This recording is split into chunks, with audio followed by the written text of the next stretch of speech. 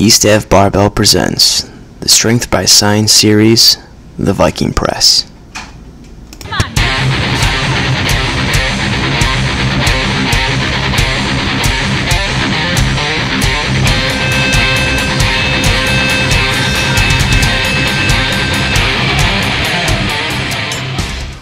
In this series, we'll be covering the fundamentals of the VikingPress, from how to perform the movement, setting it up, alternatives, the physics, and programming. This will give you an in-depth understanding of everything you want to know about the VikingPress. With any movement, understanding the physics behind it can help you immensely, especially leading up to a competition. There is nothing worse than being thrown off guard because the thing that you were training was too different than on competition day. The physics of the VikingPress is actually quite simple. It acts no different than a wheelbarrow.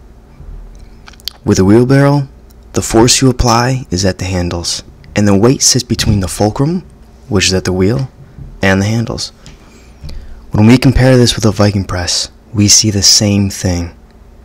Knowing this alone can help you understand what's going on during this movement. Most people have seen a wheelbarrow, and there's a good chance you've used one too. One thing you might have noticed is that it becomes increasingly easier to dump whatever is in it the higher you lift the handles. And that right there is something you need to understand and consider when setting up your own VikingPress. I've outlined the equation you would need to find exactly what force is needed to perform the VikingPress. And for those who are as nerdy as I am, there's a separate video that goes over the equation and shows you how you can use it for your own setup. For now, we will keep this simple.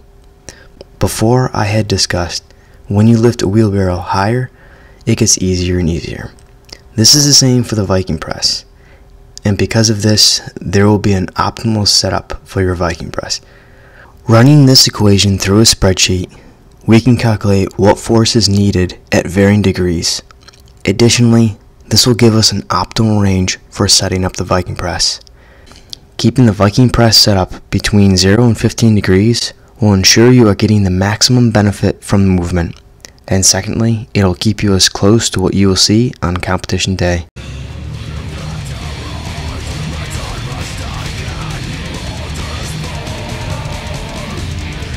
To set up the VikingPress using a VikingPress attachment, you'll need a VikingPress attachment, an axle bar, and axle clip, at least an 1-inch super band, and 2 anchor bumper plates, at least 25 pounds. To set up the VikingPress, you'll need an axle bar and a power rack. Also a couple of bumper plates, 25 or 45 bumper plates will do. Slide it on one end, make sure the bumper plate's on the inside of the safety pin, place the other bumper plate on there, place a clip on the end to secure the weight. Using at least a 1-inch super band, wrap it around underneath, around the bar, and back under the other side. Double check to make sure it's secure by pushing upwards. This setup is pretty secure. Place the VikingPress handle attachment on the end and enjoy. To set up your own VikingPress, you'll need 2 barbells, 2 at least 1-inch super bands, 2 clips, 4 anchor bumper plates, and 2 weighted bumper plates to use as resistance for the movement. To set up the VikingPress using 2 barbells, use a power rack set at the appropriate height. Place the barbells in there with the ends of the collars on the inside. Place anchor bumper plates sliding all the way down the collar, making sure that bumper plate stays inside the power rack.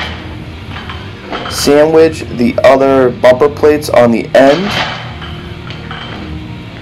Then place clips on the end of the barbells to secure the weight, making sure that pin is riding in between both bumper plates. Now let's secure it by taking a super band, wrapping under the plates, around both barbells, and back under and on the collar. This will secure the bumpers on this side of the pivot point.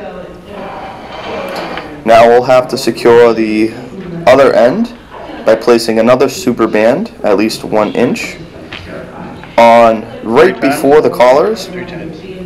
You want to wrap that around at least 3 loops. That should give you enough tension to keep those ends of the barbells together. Place the weight that you're going to use, preferably bumper plates with a good amount of thickness, so it's nice and secure together. After you place the weight on there and all the super bands are on there, give it a test run to make sure it's secure and stable.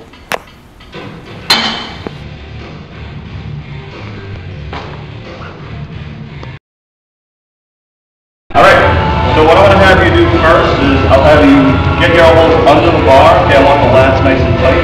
You're going to work on just a strict press. Okay, keep the glutes tight. Drive the head through. Okay, I want 2 of these repetitions, just like that. Okay? Alright, top in. Okay. Before you start, keep the lats tight, keep the glutes. As you press, drive the head through. I want 2 of those. Good. Alright, next I'm going to have you do the same thing. This time I'm going to have you add a hip drive. Okay? Good, just 2 reps, okay? Excellent, set it down. Alright, the last portion I'm going to have you do is you're going to do a hip drive, and as you press, you're going to just drop under it. I'm going to have you do like this force. Okay? Drop under, yeah, and good, give me 1 more of those.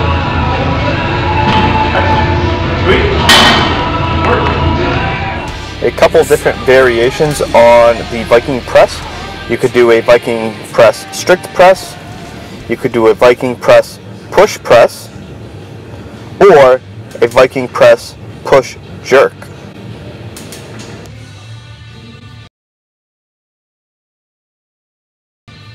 Set up the landmine, but use a single arm. You could do a variation like a single arm press. You could also do a single arm push press or a single arm push jerk. This technique is a touch and go pretty much. Press up, and as soon as it comes back down, you initiate the dip right away. This increases efficiency of the movement and doesn't require any extra time. Here are ways to increase intensity on the Viking press. The first way is simply to add weight to the bar. Adding more weight to the bar will increase the intensity.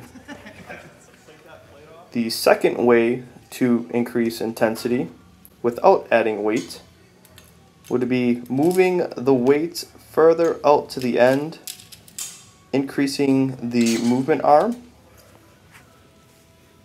placing the weight over the top,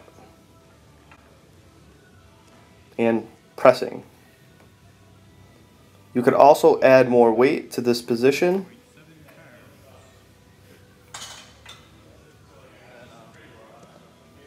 And finally, a third way to increase intensity is to raise the fulcrum point higher.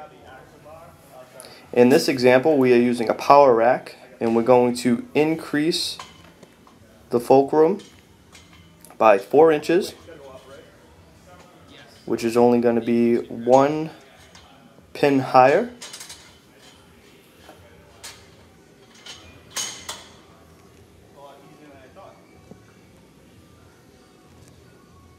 And at this point, adding weight must be secured with a clip because it might slide off because it's actually pointing at a downward angle now.